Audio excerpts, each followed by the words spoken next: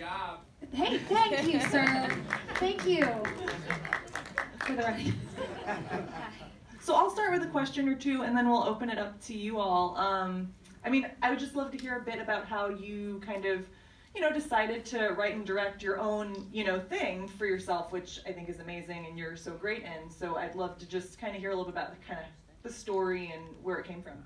I've been writing and putting myself in things since I actually was in high school, and when I was in college I started doing sketches, and then I think I secretly wanted to be a director, but I thought it would, I would have to do a lot more and somebody would decide, and then that I would get to be one. And then after SNL, I was like, well, I kind of reached the top of one goal and it didn't work out. What do I have left? Mm-hmm. The script I'm writing that I want to direct and that I want to be in. So I finished doing that, and that's basically where it was. But I think it's always been my dirty little secret that that's what I wanted to do.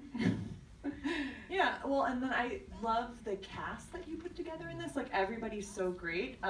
So talk about that process, and were these people that you knew about beforehand that you brought into the fold, or new people that you kind of discovered in a casting process? I think the casting is so much fun because you get to take talented people and let them do what they're great at. And all of the main actors I'd never worked with anybody in the cast before. Except for Armin Weitzman, who was the dude I went home with in my studio apartment in LA. I'm glad I knew him because that was a very embarrassing scene. But all the other people I had seen, they had been making things for a really long time, and I had seen their videos and their sketches and them performing live. And so I sort of started piecing people together in my brain, and we offered them parts, and they knew me a little bit enough to be like, okay, I guess we'll do this for very little money and work very hard for questionable returns. Mm-hmm. And then everybody that was in, set in Austin, we cast out of Austin, so that's Austin talent, and that was fun. I'm glad that we got to cast people there because I went to college there, and there's so many talented people, and it was just a dream to be able to be like, could you do what you're good at in my movie, please? Thank you. Were there any challenges that you weren't prepared for, kind of stepping into directing a feature film for the first time? The only thing is, I don't know how I did it. I feel like I've been trying to catch up on sleep even a year and a half later.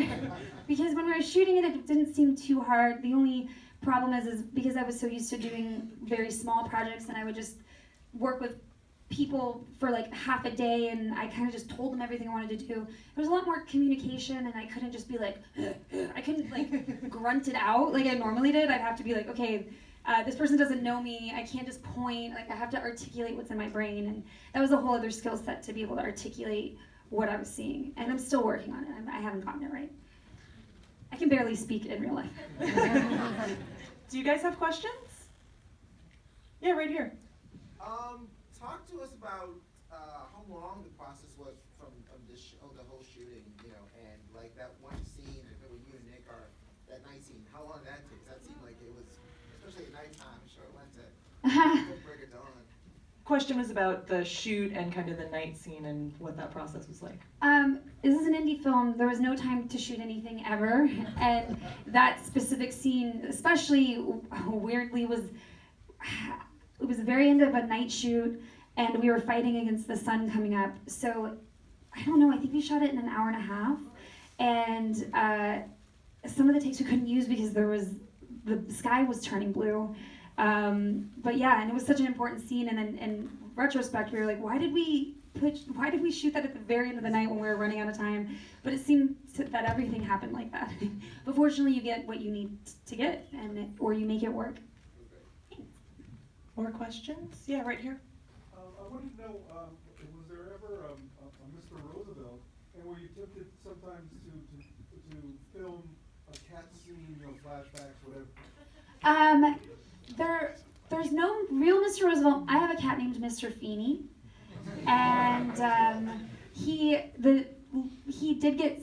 When I moved to LA, I did leave him with my ex-boyfriend, and he got very sick, and I had to go back and use all my savings to rescue him. Fortunately, he made it, and he's now lives happily here in LA. He's very happy. I don't know, and I had a friend at the time because I had saved up all this money to move to LA, and he got sick, and I used all my savings, and my friend was like, it's just a fucking cat. He was mad at me, and so that's kind of where that came from. It was just I remember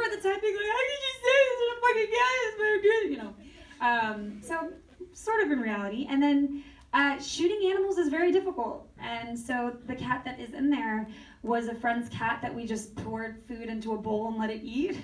You just get one take of that and then they're done. And I think if we had some other scenes, there was like a fantasy sequence in a cemetery with a cat, or there was a cat that he started chasing and then it ends in a cemetery. We didn't get what we needed out of that, and so it had to leave. But there was like more. There were scenes that we tried to shoot. My question is, how was to shoot that scene in the bathtub with all the meatballs? I want to know about that. It was the easiest easiest shoot date of the whole movie. We did it on like a day zero, and our production designers just showed up with crawfish boil vats of spaghetti, and just like trash bags. Like they came with it was like a human body weight of spaghetti, and then we just went to one of their friends' houses who was moving out, so couldn't get in trouble because he was like, I'm leaving. So if you mess up this bathtub, oh well. And yeah, it was really fun. It was like a bonding moment. Like everybody, my AD got to read out all the directions because I had taken Michael Jackson's Smooth Criminal and had all the beats outlined, and then so it was a certain beats, they'd be like, meatballs, cheese, more sauce, SpaghettiOs, and that was it. We did it one time. Have they go on YouTube? I don't know. Yeah. What made you decide to use film instead of digital media? When I was in college and I was sure, I don't know, I went to film school, but I didn't know why, and I was doing something, and I think I wanted to be a director, but everything was on digital, and I thought everything I shot looked terrible, and I was like, oh, I don't have the talent. And then one summer, I got a 35mm point and shoot camera and took pictures all summer, but couldn't get the film developed.